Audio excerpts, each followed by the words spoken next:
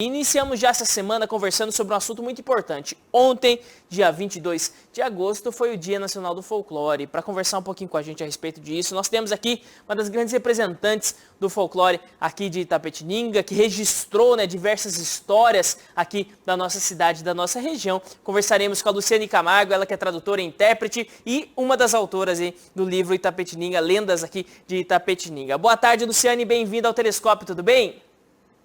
Tudo bom, Guto? Obrigada pelo convite.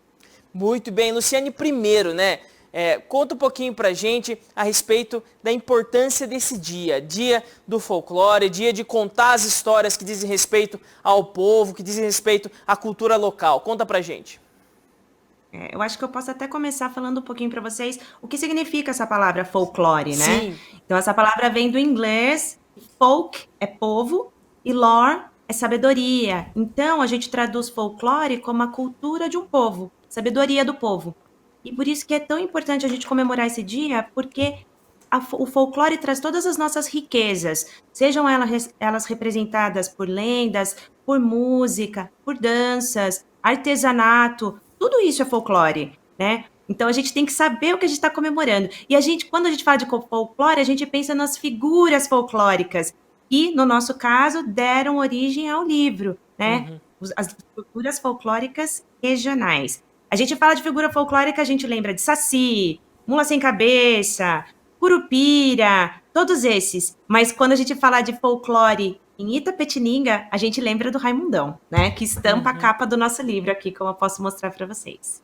Muito legal, né? E você trouxe pra gente justamente essa separação não, esse grupo maior que compreende o folclore. Não são simplesmente as histórias com esses personagens, mas também diversas manifestações culturais mesmo, locais, né? Tudo isso está incluído no folclore, né? Sem falar ainda das Sim, lendas, né? exato. Como que você vê a nossa região, a contribuição que ela dá com o folclore para outros povos, que ela poderia ensinar através dos nossos costumes locais, né? Sim, todas as regiões, sabe, Guto, todas as cidades têm a sua riqueza, têm as suas particularidades e têm as suas lendas. E aqui não foi diferente. O que acontece é que a gente acabou registrando essas Uhum. lendas, né? O livro Lendas de Itapetininga, o Itapetininga apenas, o de 2002, que foi relançado em 2016, segunda edição, tem aproximadamente 50 lendas. O Lendas de Itapetininga e região tem mais de 130 lendas. Então, as pessoas falam, mas Itapetininga é uma cidade de lendas? Não, é que esse trabalho foi registrado. Todas as cidades têm essa riqueza, não é só Itapetininga. Uhum. Itapetininga tem muita riqueza, tem muito mais lendas ainda, tem a música, tem tudo isso, tem a culinária, né? O nosso bolinho de frango entra Uhum. como uma cultura local.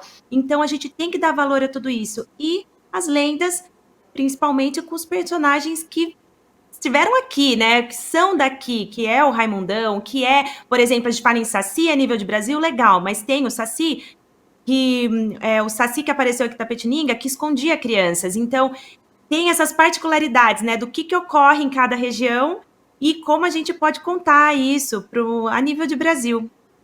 Muito bem. E falando um pouquinho agora a respeito justamente desse livro, né, que é o livro Lendas de Itapetininga e Região, que traz uma série de histórias, como a Luciane contou pra gente aqui, uma série de contos, né, que as pessoas vão falando de algo que aconteceu com alguém, que ouviu falar uma história. Mas conta pra gente, Luciane, tem pessoas que vocês conversaram para escrever esse livro, que narraram histórias que aconteceram com ela, falou, não, isso aqui aconteceu comigo, ou era só algo que escutou dos avós, que escutou de algum tio? Tem os dois casos, Guto. Então, teve muitas lendas que as pessoas falaram, não, eles contam até em primeira pessoa, eu estava lá e eu vi, aconteceu isso. Enquanto em outros vira assim um disse, né? Tipo, fiquei sabendo disso, que aconteceu com alguém que eu conheço. Então, tem as duas partes, né? Lembrando que as lendas fazem parte da literatura oral, né? Da nossa quando a gente fala em folclore, em literatura oral, ou seja, contada, as pessoas contaram e nisso a gente registrou essa literatura oral em literatura escrita, para registrar, para manter viva, né, vivas todas essas lendas passando de geração para geração. Muito legal, muito bom, né? Isso acho que é bom até trazer para o pessoal, que às vezes o pessoal não sabe, você pode trazer isso muito mais profundamente para a gente aqui, mas quando se fala de grandes obras do passado, eu recordo aqui, né, os grandes livros de Homero, que contam a história da Guerra de Troia, se fala que durante muito tempo elas foram contadas oralmente, né? Chegou um momento que o pessoal registrou isso, né? Mas antes era uma história que todo mundo falava, assim como as nossas lendas aqui, né? E chegou um momento que alguém registrou. É mais ou menos isso, é importante, vamos dizer assim, que essa tradição oral ela não se perca no tempo, até para ter esse registro para ficar para a posteridade? Exatamente, Guto. Como eu falei, como a gente passa de geração para geração? Contando, registrando. Muitas das pessoas que contaram as lendas para nós, que nós fizemos questão de cada lenda. Se você pega aqui, no início tem a imagem, mas aqui em cima, ó, tem a imagem aqui em cima, tem sempre a cidade, ou o bairro, se for em Tapetininga, e a pessoa que contou. O nosso trabalho foi de reescrever essas lendas contadas, dar começo, meio e fim, trazer emoção para as lendas. Mas essa contribuição oral, né, de ter conversado com as pessoas, de ter ouvido cada história, recapitulado, reescrito, tudo isso foi parte da escrita que eu e a Maria desenvolvemos, né, e continuamos desenvolvendo, porque não param de chegar lendas, né? Esse negócio, quando a gente conversa com as pessoas, você fala, ai, você fala de lendas? Não, quero contar uma lenda também. E começa a contar uma lenda que conhece. Você conhece aquela versão? Ou tem alguma lenda na minha região, ali, perto da minha casa? Então, essa conversa acaba gerando muito conteúdo para a gente registrar em livro.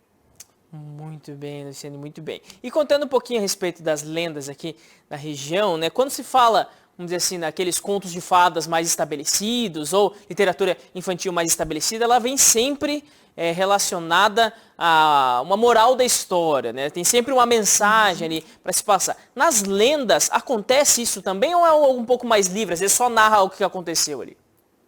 Não, eu vou te contar. Eu acho que a gente vê, né, tendo estudado e pesquisado tantas lendas, e muitas das lendas trazem por si, por trás, o medo, né? O medo de cruzar com o desconhecido no meio da noite, nas ruas de chão batido. E essa questão do medo, muitas vezes, era uma forma de proteção, né, das famílias, das mães, para as crianças não aprontarem, para os adolescentes voltarem para casa logo. Então, assim, é claro que tem todo esse lado histórico dessa mensagem que era tentar controlar ali, através do medo, através das histórias, que as crianças e adolescentes se comportassem, ou mesmo os próprios adultos, né? Então, por exemplo, tem até agora falando de uma mensagem assim que foi, até ficou até divertida, que tem a lenda dos cupins. E na lenda dos cupins, eles inventam, né? Começa a contar lá no bairro que tinha tesouro escondido embaixo do cupim, mas na verdade era só um fazendeiro que queria vender aquelas terras que estavam desvalorizadas, porque tinha muito cupim no terreno. Nossa. Na noite seguinte, né, foi a noite, lá todo mundo ficou sabendo, foram lá cavocar todos os cupins, e o que aconteceu? Limpou o terreno dele e até virou uma situação divertida, né? Porque ele conseguiu o que ele queria. Inventando ali uma história de tesouro, ele conseguiu que o terreno dele ficasse mais valorizado sem ter que pagar para alguém fazer aquilo e retirar todos os cupins. Então, sim, as histórias trazem sempre uma mensagem, seja ela positiva, seja de medo, seja, né, de alguma história que quer passar mesmo, alguma sensação, algum sentimento que eles querem passar.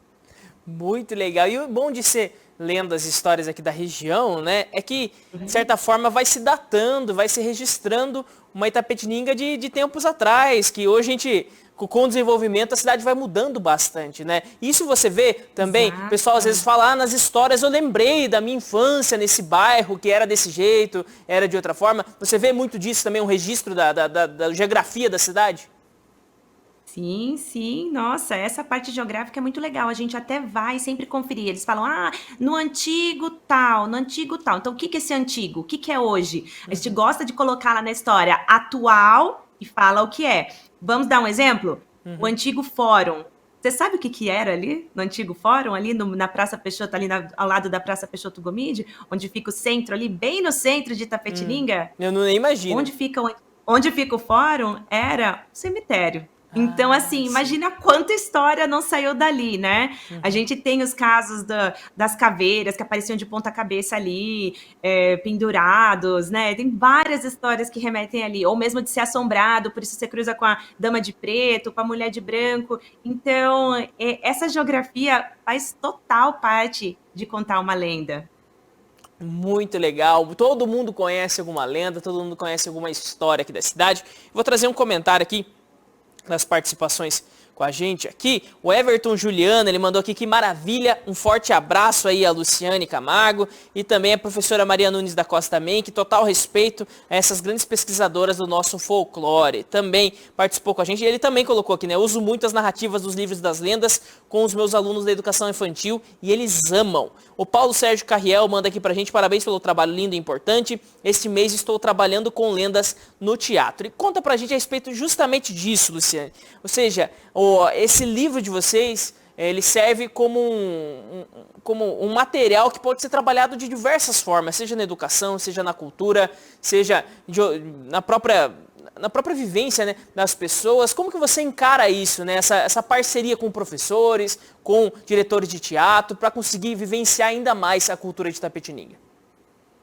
Olha, Guto, a gente fica tão feliz em ver professores como o professor Everton, que a gente já viu nas redes sociais alguns dos trabalhos que ele fez baseados nas lendas do livro, né? Paulo, obrigada também por estar usando as lendas, né, aí no teatro. A gente fica muito feliz que isso é usado como ferramenta de trabalho, né? Porque esse foi um dos nossos intuitos, né? Disponibilizar tudo isso para as pessoas usarem, tanto que a gente fez o caderno de atividades. O caderno de atividades a gente nem catalogou como SBN para ficar para copiar mesmo, tirar xerox. A gente sempre tenta manter os livros nas bibliotecas, no ônibus itinerante, né? Sempre nas escolas. A gente faz com que as pessoas que não têm acesso à compra do livro tenham acesso ao empréstimo do livro, a ter o livro na escola. Então, por que isso? O que a gente quer nada mais é do que repassar, que isso seja, né, visto e revisto e usado para dança, para teatro, folclore, para sala de aula, e não precisa ser só em agosto, né, Guto? A nossa cultura está aí o ano inteiro, então a gente sempre fala isso também quando a gente conversa com as escolas, com os professores, né? O nosso folclore está aí o ano inteiro, não precisa ser só agosto. Mas a gente vê o trabalho lindo que os professores fazem, e a gente fica muito orgulhoso de ter finalmente conseguido, né, depois de tantos anos que a gente ficou compilando e vendo como lançar esse livro, que é um trabalho independente, como a gente fazia para isso chegar nas mãos dos professores, das crianças, dos adultos, e ver que deu resultado, porque realmente é usado sempre. A gente fica muito, muito, muito feliz e muito orgulhosas. Muito legal, Luciane. Eu tenho certeza também que deve ser um trabalho difícil. Por quê? Porque cada história a gente escuta de um jeito, né? Cada um conta o seu jeito, tem a sua versão, tem o seu caminho para chegar até o desfecho. Às vezes até o desfecho mesmo muda de uma história. Como que vocês fazem, né? Vocês colocam aqui mais gente conta, vocês colocam várias versões. Como vocês fazem para escolher aí a versão que vai ser estabelecida no livro como a história? Sim, Guto, a gente coloca várias versões. Então, a gente tem muitos critérios para a seleção das lendas, né? Porque, afinal, senão o livro teria 1000 páginas. O livro Lendas de Itapetininga e Região, ó, você pode ver que é grosso, ele tem 350 páginas. A gente teve que falar, não, peraí, vamos deixar as próximas para uma próxima edição. E então, esse trabalho de versões de lendas, isso é importante também. Às vezes a gente coloca numa mesma lenda, em seguida contada por e contada por outras pessoas, né? Diferencia quem contou cada versão ou cada complemento daquela lenda, mas muitas vezes a gente coloca como lenda única. Vou dar um exemplo do Raimundão, né? Que temos tantas versões, que temos tantas histórias que envolvem o Raimundão. A gente vai colocando lendas separadas. Tem o Raimundão e o Ferante, tem as 3 esposas do Raimundão. A gente vai contando essas histórias separadamente para conseguir fazer com que tenha esse alcance também de diferenças, né, de quando ele apareceu. Aí eu tô falando também da diferença de um único personagem folclore. Agora, você sabia que no Raimundão tem até uma diferença de origem? Né, eu tava falando da diferença das lendas, mas tem até origem, porque uns dizem que o Raimundão era um grande fazendeiro riquíssimo, já outros dizem que ele era o escravo que escondeu a fortuna e o patrão arrancou os olhos do escravo para ele não voltar lá a achar o tesouro. Então a gente tem essa diferença também, as 2 versões do Raimundão, né? Então é isso. Muito legal, isso é muito importante, né? Porque eu já escutei mesmo essa história das 2 maneiras, né? Sendo o Raimundão um fazendeiro, sendo o Raimundão o escravo, e falavam também, né, do local. Alguns apontavam o local, outros apontavam outros e tudo. No fim, diante de tudo isso, você acabou registrando tudo ou você tem na sua cabeça mais ou menos quem que era verdadeiramente o Raimundão e aonde era esse local?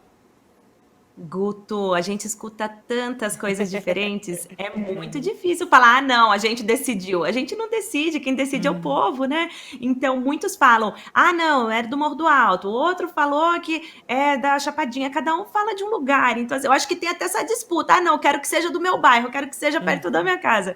Não, mas tem, né, dizem que a fazenda dele cobria os limites, passando os limites de Itapetininga, né? Chegando a Lambari e tudo mais. Então, não tem como dizer, foi tantos anos atrás, né? Então, assim, tantos anos a ponto de ter escravidão na época, né? Ele tinha escravos, pensa. Então, fica difícil a gente determinar, a gente não determina, a gente reconta, a gente reescreve. E por isso que a gente gosta de manter todas as versões.